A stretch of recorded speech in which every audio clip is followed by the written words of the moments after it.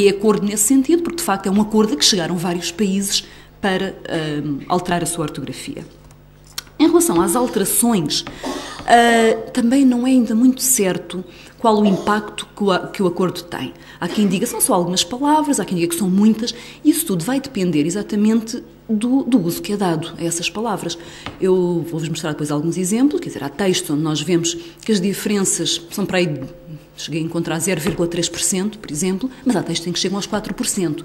Isso depende exatamente das temáticas e do tipo de palavras que usam, porque há certo tipo de palavras que foram mais afetadas que outras. Em média, é cerca de 1,6%, o que muda na norma europeia. Na norma brasileira é para aí 0,5%, mas lá está, depende também do universo considerado. Há estudos que falam em 4%, mas oficialmente fala-se em 1,6% e pronto. Em relação à simplificação ortográfica, eu vos dar só um exemplo para perceberem em que é que consiste uma simplificação ortográfica.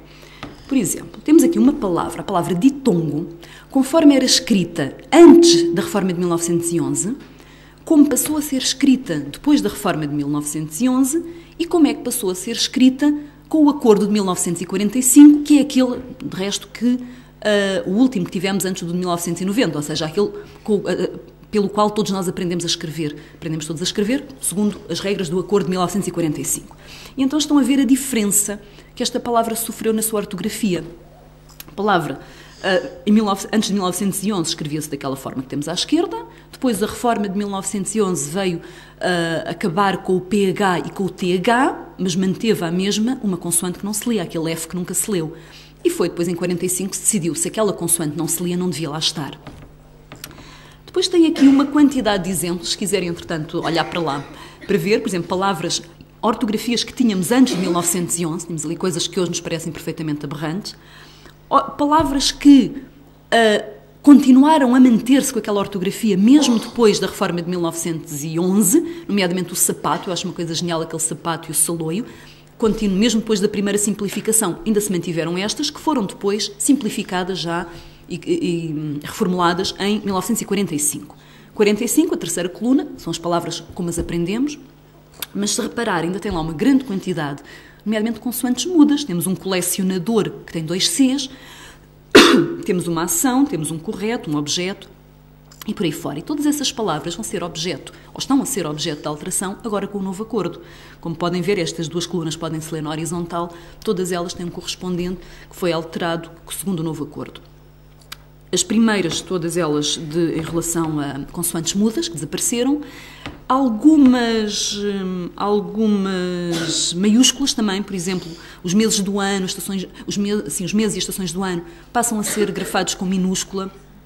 Acentos que desapareceram, como em heróico, em leia, em polo, em pelo, como hífens também, que desaparecem e palavras que passam então por isso mesmo a ser escritas de outra maneira.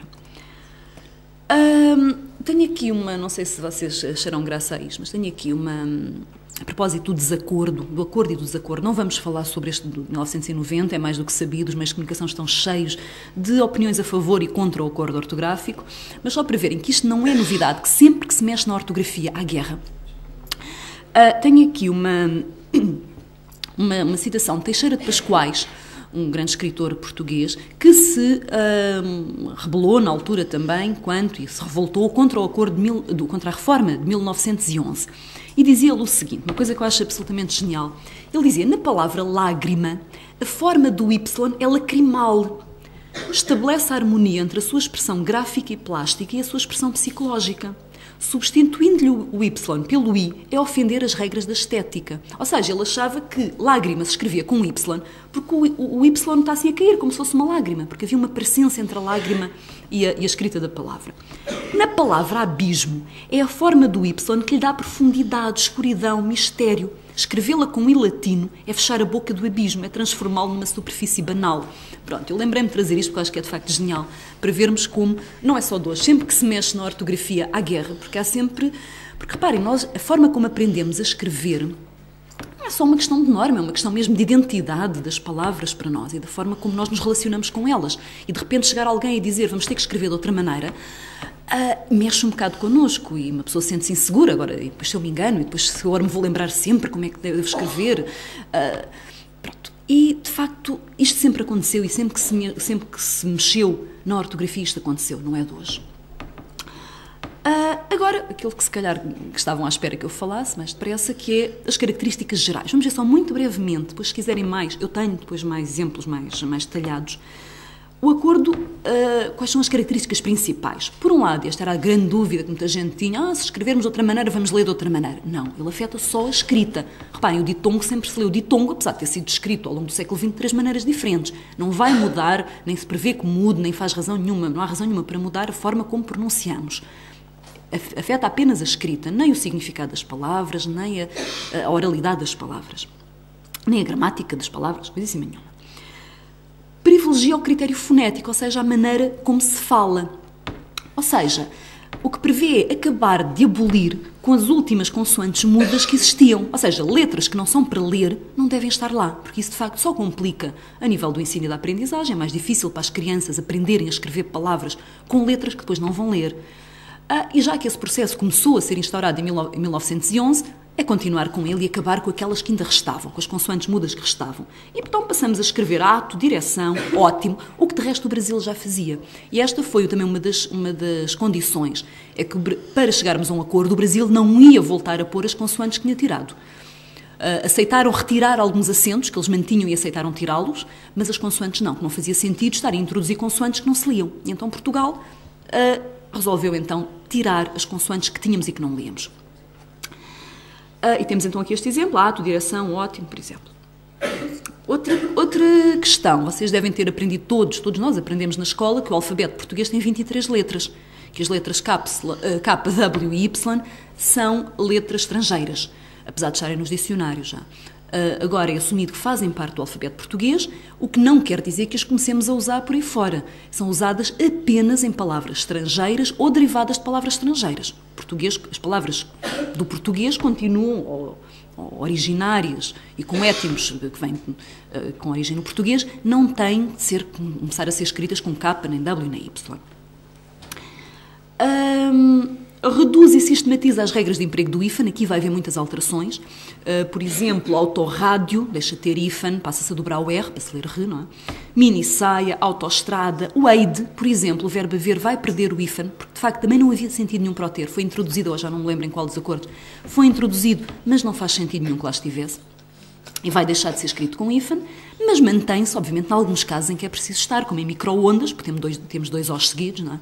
Como em couve-flor, etc.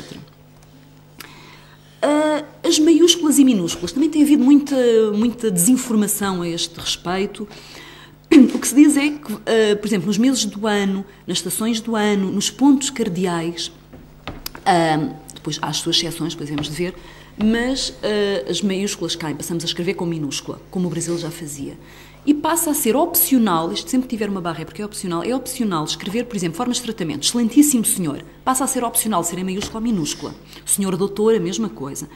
E, por exemplo, os títulos de livros, por exemplo, como a Ilustre Casa de Ramires, é opcional mantermos maiúscula em cada uma das palavras do título ou apenas na primeira e em eventuais nomes próprios que haja.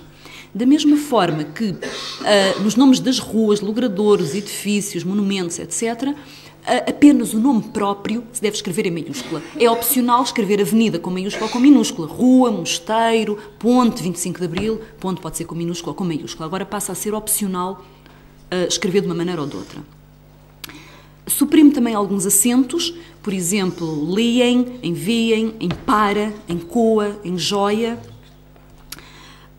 Acentos que de resto não faziam grande falta, porque, exceto alguns casos, por exemplo, no para, pode haver casos em que o contexto não seja muito claro, mas à parte disso geralmente não é necessário, não eram acentos que não eram particularmente necessários para sabermos ler as palavras. E depois define aquilo que é o mais complexo deste acordo e o que tem tido dado aso a mais discussão e mais controvérsia, que são as duplas grafias. Vamos lá ver. Se, segundo este acordo, nós devemos escrever cada vez mais da forma como falamos, há um problema, é que nós não falamos todos da mesma maneira. E, nomeadamente, entre Portugal e o Brasil há diferenças muito grandes. Há consoantes que para nós são mudas, que nós não lemos, e que faz sentido que as tiremos, mas o Brasil lê-as, por exemplo. E outras que nós lemos, mas no Brasil não. E então, aí o acordo permite que se possa escrever das duas maneiras. Mas, atenção, que se possa escrever das duas maneiras, mas geralmente uma preferencialmente em Portugal e países africanos e Timor, porque